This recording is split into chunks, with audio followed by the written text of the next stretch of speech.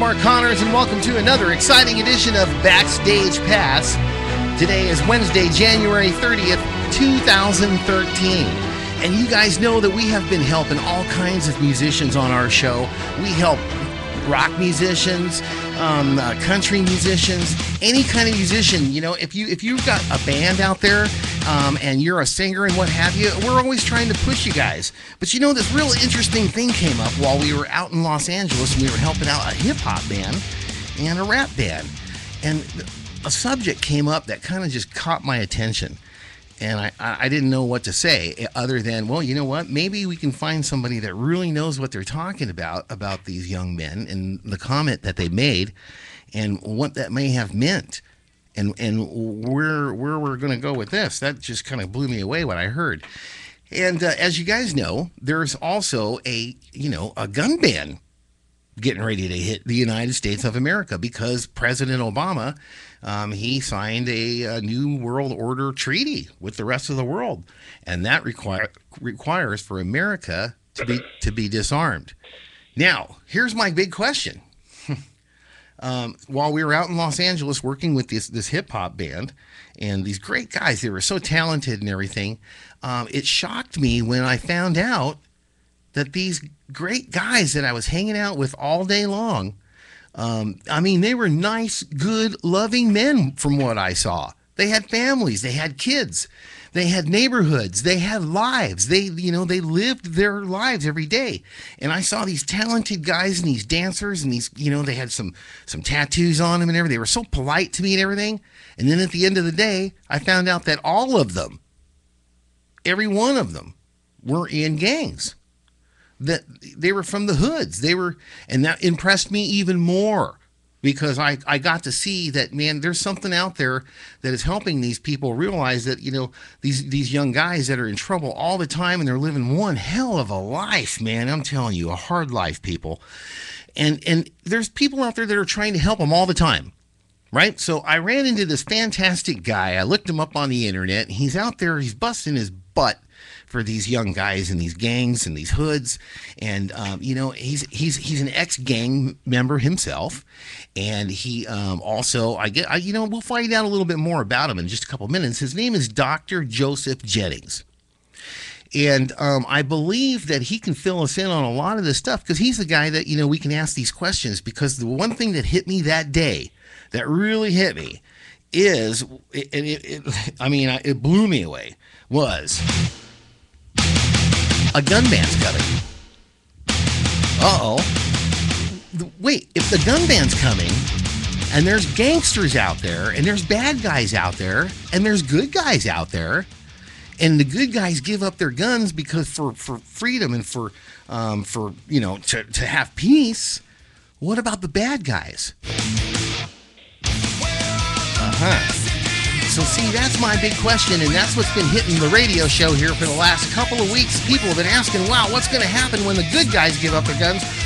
What's going to happen with the bad guys? So I looked up Dr. Joseph Jennings, and he is the man. So I've got him on the line right now. Dr. Jennings, how are you, sir? I'm doing fine, young man. How are you doing? Fantastic, sir. It is a beautiful Wednesday. Where are you at right now? I'm in Atlanta, Georgia. Atlanta, Georgia. Oh, wow. You're on the other side of the country there, kind of like in my stomping territory. I'm from Tennessee. The promised land. Yeah, it's great. You have a beautiful city out there. I was out there not too long ago for something, I can't remember what I was covering, some big talent show that was at the arena down there. So you got talent or something like that. Anyway, welcome to the show, sir. Good to be here. Tell me, Doctor, tell me a little bit about yourself. Where do you come from? Just in, kind of a quick... Well, let me say this first. You say gangs. We all belong to a gang. The question is what gang we belong to. I agree with that. Whether you're Republican or Democrat or whether you're the police or a street criminal, we all belong to a gangs. Gangs are nothing more than families, but in essence, it's what you stand for, what your ideology is. If a police officer is killed in Atlanta, Georgia, chances are there are folks from California that would drive 2 days just to be in a procession and a funeral, not even know the guy, but because of the fact that someone in blue fell, their allegiance is to their members. But I grew up in an era that it was just normal. I grew up in Indiana, whereas my father was violent, and my father, that's what he taught me. He taught me how to be violent. I was lecturing the other night in Atlanta, Georgia, over at Martin Luther King Jr.'s place, and his daughter, Bernice King, was one of the speakers. And I got up and made a statement that kind of upset some people, that I basically said that we don't have a right, really, to ask gang members to lay down their flags, to come out of their gangs unless we have families for them. That we don't really have a right to tell most of the drug dealers that are out there that are slinging dope for nothing more than to take care of their families, that we don't have a job for them. So in essence, we just need to understand, and I like what you said, that the fact that gang members are ordinary people. They're not some monsters 2 million miles away that don't have a mom and don't have a dad. I fell in love with these beings. guys. I wrote my first book called Prisoner of the American Dream. Did you hear me, Doctor? He said that I fell in love with these guys. At the time that I was a kid, I was taught to chase the dream, the American dream. The American dream is a house on the hill, the white picket fence, the 2-car garage, 2.5 children. There's an American dream that we're exposed to, and I spent a lifetime searching for that dream, which incorporated the fact that I became a leader of a gang. I became very, very violent. The thing that I lecture on now is that we have a generation of kids that we basically have got to change the way they think. There's an old proverb that says, as a man thinketh, so is he. We've got to change the way that they think, because they switch right from being wrong and wrong from being right. And Dr. I was Jennings? just raised in a situation like that I had to survive, and eventually there are consequences to my choices. That's what I lecture about in colleges and in the high schools, that there are consequences to the choices that we make in our lives. And my consequence, and the price that I had to pay, was the fact that I was shot 13 times. Right, I read about that you were shot 13 times. Yeah, let me ask. To me now. Okay, so you ran a violent type of a gang, is that correct? Yes. And what kind of violence did the gangs in those days? I mean, it's like, I guess it's the same all around, and it doesn't matter where you live. A violent gang is a violent gang. It doesn't matter. They do all kinds of things. Okay, so let's just ask. Now, these guys, I fell in love with these guys. So you asked me a question, you just answered it. Basically, kind of, because I want to move on to something else. All right. I know that you're limited on time, and I have to kind of like get us through some of the things that my viewers want to hear really badly, and that is okay. So we've got these fantastic guys that I fell in love with. They're talented, so good, and I'm in the business of music, music business, helping guys out, and I was shocked when they told me the things that they had done. I mean, it blew me away. I mean, it scared the shit out of me, knowing that I was standing next to a guy that had literally shot people. And but I understand certain things, and I understand how certain things come about. But what I'm concerned about right now is that they've got a gun ban going on right now that they're going to try to do. And there's how many gangs in the United States, sir? Lots of them. Yeah, I found out that there was one that had over 350,000 members in one group, one gang of guys, and that's a pretty powerful army, wouldn't you say, Dr. Jennings? I don't think no one really knows exactly how many gang members are in gangs. I think that they sit down, have an interpretation, and they try to guess and find out. But the whole gang thing changes. I mean, one minute it's not even really a gang. A lot of gangs nowadays don't really consider themselves a gang. They consider themselves an organization. Right. Yes, I agree with that. Sure. And they are very well organized. Okay, so let's say that we've got 350,000 in one organization. I'm not going to mention the name that I found. Right, I know you're talking about. Yeah, okay, right. And so that's a pretty dang powerful army that has lots of guns. They have lots of men and women and children ashamed to say any of them. I pray to God for all of them, believe me. And now I'm praying to God for our own safety too, because I know that some of those men out there, they're going to be faced with a choice coming up here really soon, sir. There's this thing that's out right now, and I know that everybody knows about it, but everybody doesn't talk about it. And that is the New World Order treaty that's being was signed already, but it's going to be presented to America in April. Now, when that happens, Dr. Jennings, this is where I need you to help me out here. There's going to be three things that happen. There's going to be three choices that are going to happen.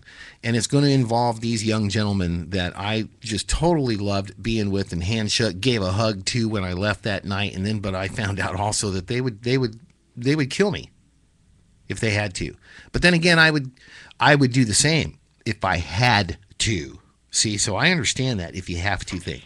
And I know that these guys had really good hearts and they're organized. It's a business to them. It's, but some of it kind of scared the really crap out of me, Dr. Jennings. So here we are. We're got these three choices. These young men are going to have to make the choice of either, because I know what's going to happen. You know what's going to happen if there's a gun ban. America's not going to give up their guns to this communistical type of, in their opinion. I'm not speaking on behalf of America. But, this New World Order thing's not going to fly, and there's a lot of people in this country that are not going to give up their arms. And I'm presuming that 350,000 of them, we can think of who those guys are. What do you have to say about that? My first question would be, why are we really concerned about them? They don't really have the guns. They do have weapons, but I don't believe no one really in their right mind is really going to give up a weapon. And even when they talk about gun control, the New World Order, and for America, they've already passed gun laws. It was almost as though they passed the assault weapon ban, saying that we're not going to allow any more AK-47s to come in the country. But in retrospect, all the guns were here already. Correct. It really was a Band-Aid thing. But no one's going to give up. You're never, ever going to have gun control. People, whether of color or people that are in gangs or even white folks, including the NRA, they're never going to give up their guns. The only way they ever have gun control is that they got to control the ammunition. And but no one but they are doing that I know of is going to just walk into a police department and turn in an assault weapon. Yeah, did you know that the government has bought over 1.5 billion rounds of ammunition here in America? Well, I mean, are you talking about in terms of service, or are you just talking about just basic government? And they're just buying it up all the way around. Right. The ammunition has skyrocketed. The cost, when he first made the statement after the Newtown, Connecticut shootings, and everybody got all up in arms and said, okay, let's pass legislation based on emotions. The price for guns, the price for ammunition. I went into a gun store probably in December, and there must have been 30 folks in this one gun place that had a rifle range, et cetera, et cetera. Only one person was black. I don't think it has anything to do with color myself either, sir. Well, but I'm just saying, though, the people that have the licenses, the people that are really buying the guns legitimately would be Caucasian people. Blacks that buy guns normally buy guns off of the street. Right, I do understand that, sir. Yeah, well, so how can you control that? I don't think so. You're not going to control weapons being sold on the street. The only thing they can do is jack the price up on it. Right, and I heard that gun sales were going up like mad. I heard that ammunition was going up like mad. I haven't owned guns for years, and I heard in my days you can buy a .22 rifle for like $99. I hear they're now like $300-400 or something like that. It's crazy. So, but anyway, so you don't think that there's going to be any kind of concern? You don't think that the violent gangs in Los Angeles, Chicago, New York, and all that stuff are going to say, hey, let's take advantage of this now? Now America is disarmed, except for us, because we're not giving up our damn guns. And let's say that 30%, and that's what the statistics say, that 30% of America will give up their arms. And let's say that the other 70% that won't are going to be confronted by NATO troops that are already here. There's 450,000 of them sitting, or 480, I'm sorry.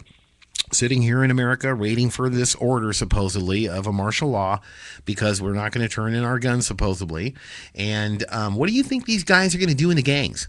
You don't think? Now I'm going to say, just speaking for me personally, because that in itself, to me, is very disrespectful in terms of them thinking they'll ever have an impact in the black community with gangs. Is there a world order against the drug culture? They ship billions and billions and billions of dollars worth of drugs into our country every year. If they can't control that, how in the world you think they're ever going to control the guns? I agree with that. I think it's a political move. I think it's them just talking. I believe that if we can send someone to the moon and shoot back a picture, that we ought to be able to take drugs out of the community. But if you'll understand it, and most people don't understand, we look at whether it's a gang culture or the black community, it is a black and white thing. Because if you look back, there was a movie that was on screen years ago called The Godfather 1. In The Godfather 1, they sat around a table, if you'll ever remember it, and all the powers to be, like the New World Order. They sat there and they said, look, we've got to expand. There's a way we can make more money. And the bottom line was one of the fathers, the Don, said, we want to sell drugs in the United States of America. And immediately they said, no, we can't do that. It will destroy America. The compromise, you know what the compromise was? The compromise that the one criminal gangster looked at the other gangster and said, I tell you what, we'll only sell drugs in the black community. To this day, that's where you buy drugs. If you want prostitution, it's the red light district. It's on the outskirts of the black community, if not in the black community. It's all about what they do behind the scenes. You see what I'm saying? Yeah. So to this day, that's how it's controlled. And it'll be controlled, whether it's a New World Order or anything else. They will try to take their ideology, their little agreement, and try to apply it in America. I don't think it's ever going to work because I don't ever see a gang member laying a gun down. I don't see a gang member ever turning a gun in, if for nothing more than self-protection. You know what I'm saying? Right, so they're not going to turn their guns in, right? No, they're not going to turn their guns in. They might turn an old gun in that's broke. If you have a gun buyback program, which I support buying the guns back, because you're taking the guns, whether it's an old gun or raggedy gun or whatever, at least you're eliminating a percentage of the guns that are out there. Yeah, I wanted to get into that a little bit, how you felt about that, because guns play such a big part in gangs, don't they? So they say. It's part of the uniform. Guns play a big part in the armed services. Guns play a big part in the police department. Guns are out there. Guns don't kill people. You've heard it. People kill people. You know what I'm saying? Sure, I agree with that. Most definitely. Yeah, we did a study. I saw a study not too long ago. But did you hear the guy came on TV and said when they were about to testify before the Senate, and right after the shootings in Newtown, some man got up and said 75% of all the murders in America are gang or drug controlled. I heard that too. Yeah, I don't know if I believe that. I mean, 75%. I know that 90% of all the black people that are killed in America that are murdered by other black people. So why would the establishment, which is on the most part, anti-gang, whatever, why would they ever want the gangs out miss black people killing black people? Yeah. So do you support the gun ban, Dr. Joseph Jennings? I support the NRA. Okay. I support my Second Amendment rights. That's what I support. All right, that's good. I'd like to hear everybody's opinion on Well, some people, man, it's like they're giving in and saying, well, if we take the guns, the same day that they had the killings, the 20 kids and 6 adults that were killed in Connecticut, if you do your research, in China, the same very day, 17 kids at a daycare center were stabbed. They've got extensive gun laws in China. The same day, 17 kids. It was an elementary school or a daycare center where a guy walked in with a knife and stabbed 22 kids the very day that the kids were killed here. If people want to kill, they're going to kill. I brought some gang members from L.A. to Wisconsin. I'm in a van, and there's a white guy driving the van, and I'm with a top gang member, one of the ones who started the Crips out in California. I'm in the car with him. The white guy tell a joke. My boy, Batman, goes up to the front of the van, leans up, and because this white guy had told this little off-colored joke, he said to him, "You know that ink pen in your pocket?" And the guy said, "Yeah." He said, "I could take that ink pen out of your pocket, stab you in the neck, kill you before that light changes." That guy quit the same day. So it's not really even, when we're talking about keeping people from killing people, if someone wants to kill somebody, they're going to kill someone. But at the same time, me believing in NRA, me believing in Second Amendment rights, I think that they need to do something with the assault weapons, because there's nothing really. What can you do with an assault weapon? I mean, the bullets are. They say that one of the kids that were killed in Newtown, one of the 6-year-old boys that were killed, were shot 4 times with an assault bullet. Now, what in the world would it take for someone to shoot a kid 4 times with a bullet that's almost 2 inches long into his body? Then that's a man who's a lunatic, and it's completely out of place. So the question being is, what will we do? What place does assault weapons have in the United States of America? Now, as far as gangs, have you traveled around the world, sir? Yeah. Well, I've been to Africa, and I've been to some... I mean, have you spoken around the world? Yeah. And seen a lot of gangs around the world, of Yeah. course. Are they any different than they are here in America? No, as a matter of fact, they copycat that which takes place in America. America is the melting pot. America is, when you go to, I forget what island I went to, they've got American TV. The kids act, dress, talk just like the kids in America. They talk the same way.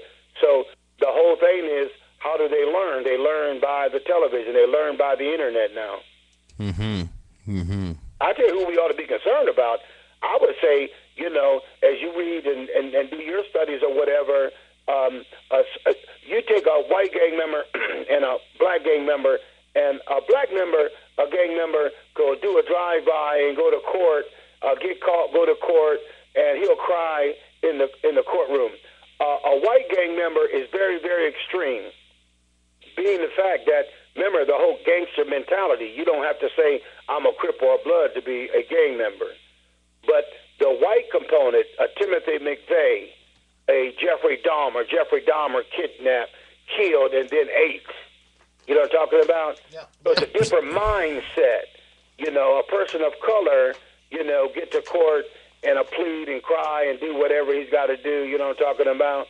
Sure do. But at the same time, even when people talk about gangs, they never take in consideration that when you talk about gangs, you're not always talking about a black guy or a person of color.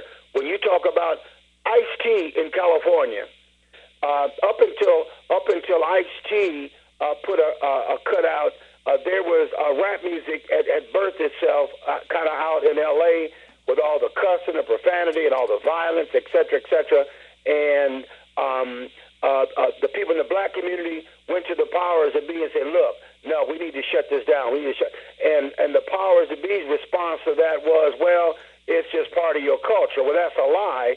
The rap music and all of that, the vulgarity and the violence and all of that have never been a part of the black community. The music of the black community was Wade in the Water. It was old Negro spirituals trying to get them up out of slavery. So then Ice-T put out a cut called Cop Killer.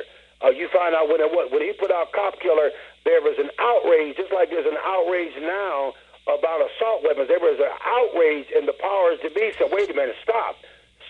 And I don't care whether Barack's black or white, the powers that be said, stop. No, we're not going to tolerate that. See, whatever you tolerate, you never pay the price to change it.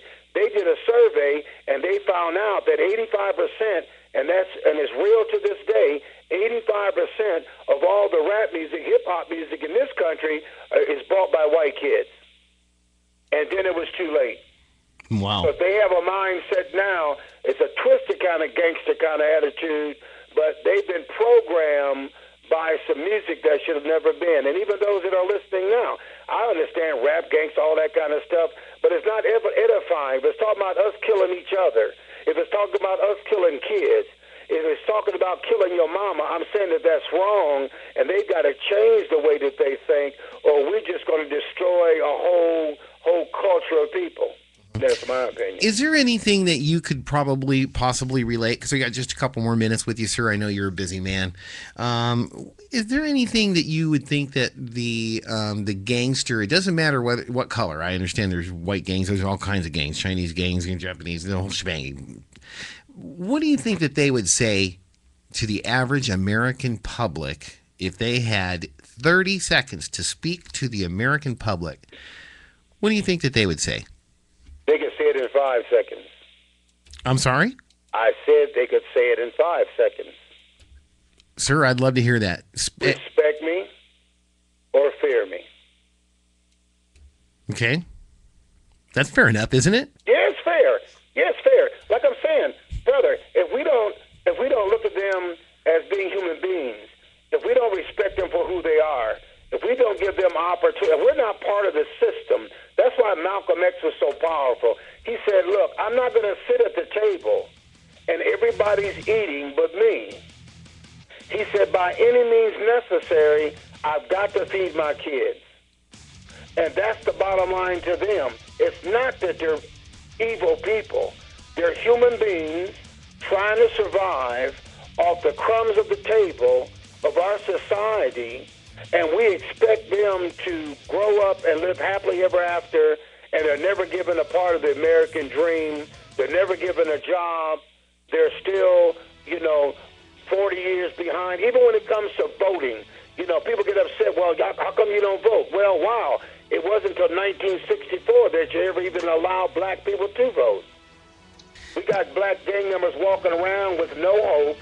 We got them walking around trying to get their lives in order, dealing with spears that have been passed down centuries, even back in the days of slavery. Not one other group of people, including black people, white people, brown people, any immigrant that ever came to America, Congress never passed a law that said they're only 3/5 human. Okay, doctor, let me ask you another question real quick. If there was not a martial law, let's just say that America stood their ground against a tyrannical type of government, and we were had to be disciplined, so to speak. Or let me just put it this way: somebody had the balls to come over here and reinforce the laws that were illegal. Would the gangs of America stand behind the people of America, or would they segregate on their own and take advantage of that opportunity? Do you know the answer to that one? Black people have always fought for the United States of America, even when it was an all-black regiment. That's right, sir. They've always fought. They've always stood behind. They've always supported the United States of America. But my father was in the Army, went and fought in World War II, and couldn't come back and vote. Now, you tell me about the fairity of it all. Oh, I know.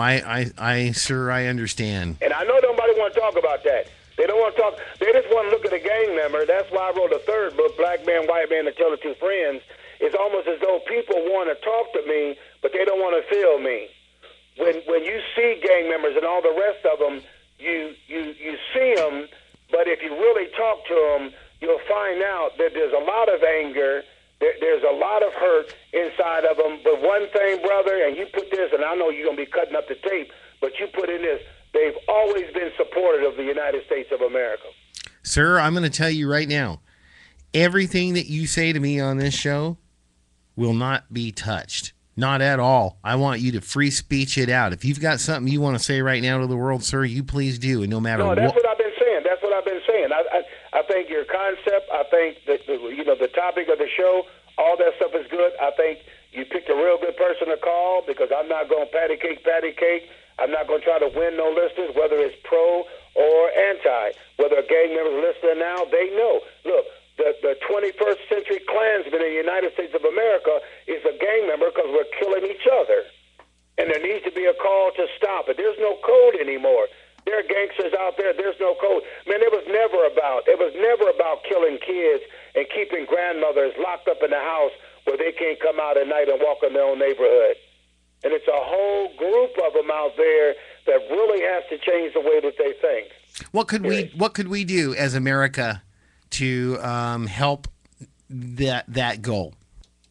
I think that people have to be brought to the table. I think time now where there's got to be prevention. You know, you can't have 10, 11-year-old, 12-year-old kids out there slinging dope and joining gangs at 10 years old, and you can't have them continually killing each other. So we have to come to the table.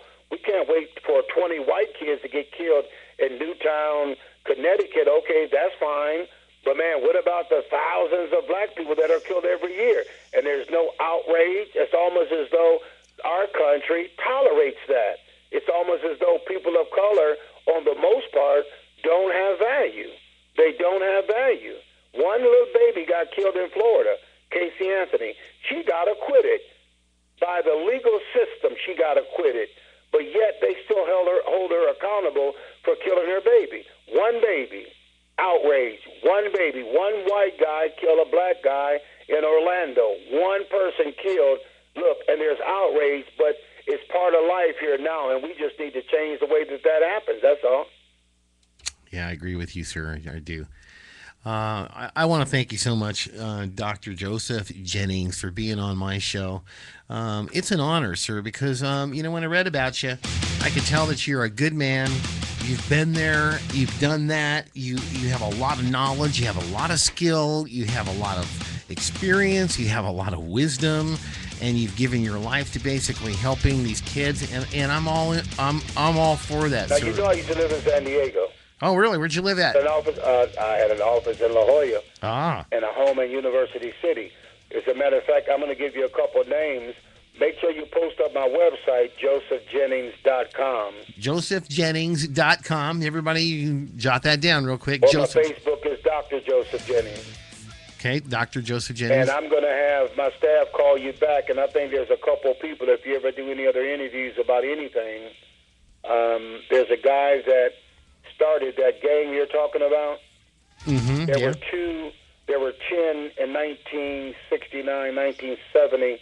There were 10 black males that birthed that organization, and one of them, Tookie Williams died, Raymond Williams died, Raymond Washington died, but there's one guy that's still out there that just wrote a book. He'd probably be glad to talk to you.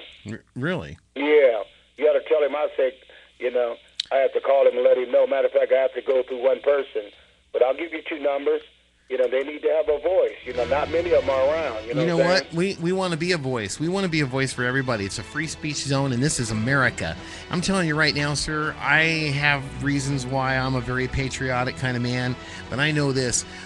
I know that my brothers, no matter what color they were, they fought next to my brothers. They fought next to my ancestors, and they'll fight right next to me right now, too. It doesn't matter what color they are my brothers. And if anybody tries to crap on African Americans, especially, I'm telling you what, I lived part-time in Nashville, sir, and I live part-time in California. I have said to several redneck guys in Tennessee, that if you ever say that again, I will kick your motherfucking ass. Mm-hmm. That man is not black. He is not white. And you don't say him. He's like, that man is just like you, period.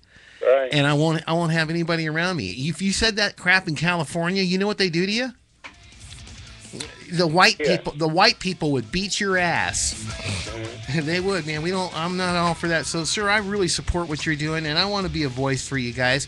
Why don't you make that phone call for me and put me in touch with that gentleman? I sure will. And you make sure you put that website up there, and I look forward to talking to you soon. All right, what's that website again, Doctor? www.joseph, J-O-S-E-P-H, Jennings, JENNINGS.com. Fantastic. All right, everybody, you heard it right here on Backstage Pass. Dr. Jennings, you take care, sir. All right, my brother. I'll talk to you soon. God bless you. All right, everybody, you heard it right here on Backstage Pass. Dr. Jennings, he is, he knows what he's talking about, and he is going to be on the show again, I can tell. All right, it's been a cool one. Nice 30 minutes with that nice young man. Nice man. Nice young man. He's actually younger than me. All right, on this Wednesday, January 30th, 2013, we now know what's going to happen. Do you think that the gangsters, it doesn't matter what color they are, do you think that they're going to take advantage of the gun ban if we have one?